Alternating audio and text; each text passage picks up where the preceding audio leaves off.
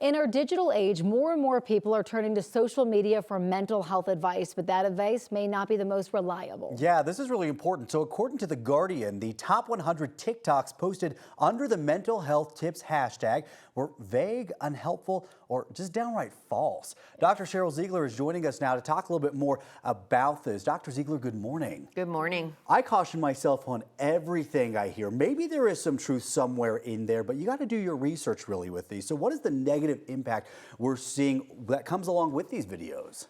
So information can be everything from vague, right? Sort of, kinda.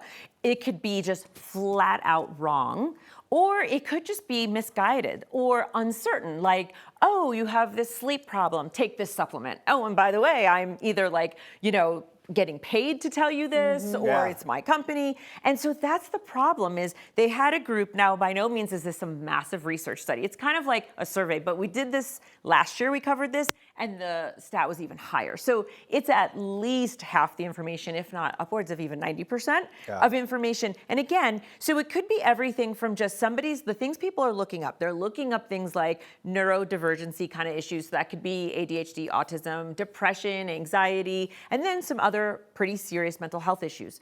And so if people are going on there, you don't know who your source is. You have no idea, right? Somebody even on TikTok could say they could say they are a doctor, or they could say they are whatever they are. So unless, like what you said, you're really looking into their credentials and really understand who they are, you may be taking advice from just somebody completely unqualified, or maybe they're also just sharing their personal information or their own history with it, which might not be, advisable for everybody. Totally. How many people are we talking about here that's seeking out this on social media? So really interestingly, they estimate that about 87% of Gen Z and millennials seek out some information on TikTok. And I will say, working with Gen Z, they absolutely go there. To me, it's the first place they go for news and information.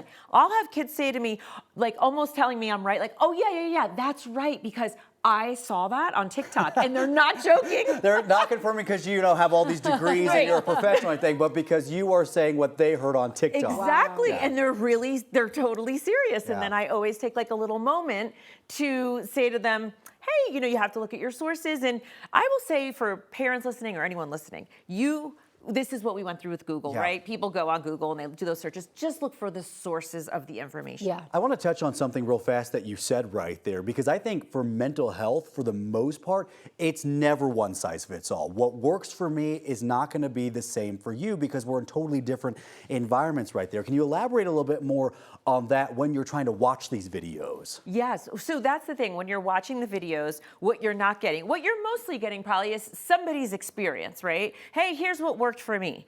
But the thing is that when, let's say I'm doing an intake, if you bring your child in or you come in and you say, these are my symptoms, I'm asking you so many questions that it's exhausting, right? And I'm also doing some standardized screening in some cases, at the very least, like what we call a GAD and a PHQ. So we have not just, I'm going to gather your history, your family history, your environmental circumstances, your stress levels, substance use, all the things, but I'm also going to say, okay, now let me standardize this, because maybe you and I talking, this does sound kind of significant. Now I'm going to compare that against other people your age, and then see, okay, compared to thousands, tens of thousands of other people your age, how does your, let's say, anxiety rate? And then that way I can tell you you're mild, you're moderate, severe, so you can have a sense. You can't get any of that, right, from watching a TikTok video, right? So I think it's, in some ways it's great. I love people being empowered. I love that people care so much about mental health. I think if they're looking for just like a little bit of information, great. But once you're at the point where you're like, I want to follow advice, take the information you learned from TikTok and then go to a qualified healthcare provider and then go get that kind of treatment. So we're almost out of time, but real quick, where are better options and places that people can go for this kind of advice? So I think if you're looking for those kinds of information, just you're online or you're quiet, you want to do this alone, the CDC, the WHO, the Cleveland Clinic, the Mayo Clinic, the American Academy of Pediatrics, those are, American Psychological Association. Those are like 6 very qualified places right off the top of my head.